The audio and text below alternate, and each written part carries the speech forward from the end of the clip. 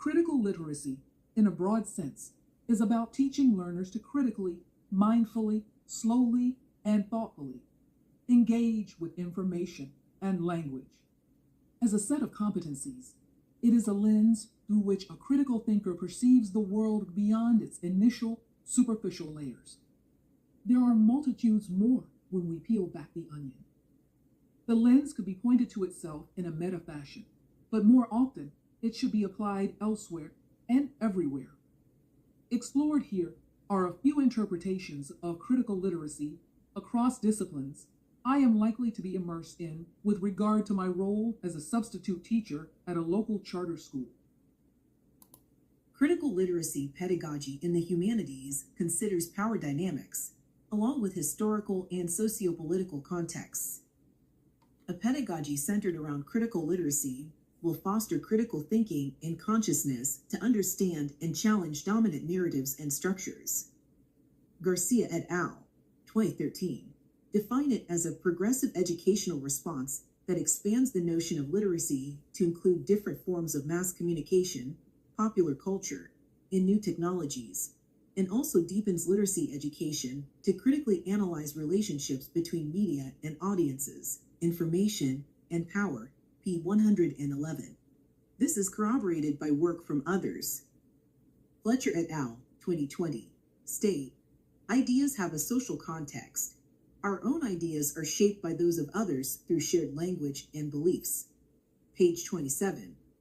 Cultural forces shape societal and thus educational norms. Taylor and Leong, 2019.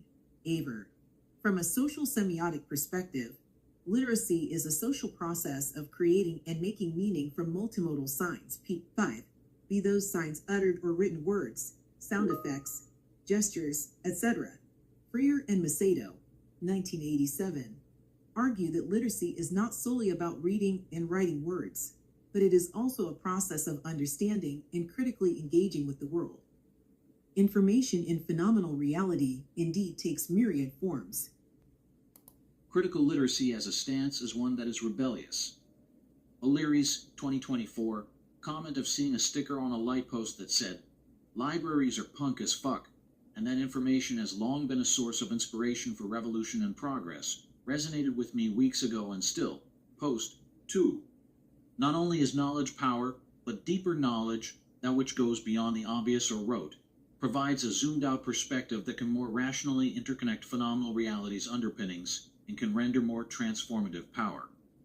Giroux, 1987, in the introduction to Freer and Macedo's 1987 work, says, "Literacy as a radical construct had to be rooted in a spirit of critique and project of possibility that enabled people to participate in the understanding and transformation of their society. As both the mastery of specific skills and particular forms of knowledge, literacy had to become a precondition for social and cultural emancipation." 1. Within my context as a former math teacher, I have seen how a superficial regurgitation of concepts or processes can manifest in mathematical literacy shortcomings. Some students can't connect to the implications of what a scenario actually means. Instead, they are very good at following a particular, context-specific recipe of sorts, and are befuddled, like Willingham, 2019, describes, when a problem is modified slightly or presented with a different description. People 7 to 8. The zoomed-out, analogical insight needs development. It is my belief that a critical thinker perceives the world through a lens that sees beyond its initial, superficial layers. Kurnoff, 2017, talks about how some students and families can be misled into thinking that student X has proficiency at math, when in fact they are good at plugging and chugging through algorithms, pre-prescribed methods for conducting calculations that may or may not be rooted in true mathematical reasoning and understanding. I found it a humorous read, but it does make an important point about deep learning and understanding versus simply following an order of operations just because.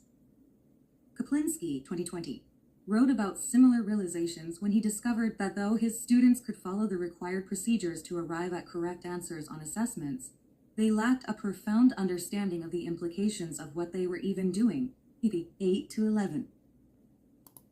Even in my context as a teacher in a school for gifted youngsters, and though there are certainly those who truly understand the material, I suspect there are abundant cases of this lack of critical thinking in a mathematical context and elsewhere in their studies. At the heart of the matter is the question of why. What is the point of reading Atwood's The Handmaid's Tale in English 30? Why are students doing IBL projects in Humanities 10 and 20? What is the point of learning cell organelles in Science 10?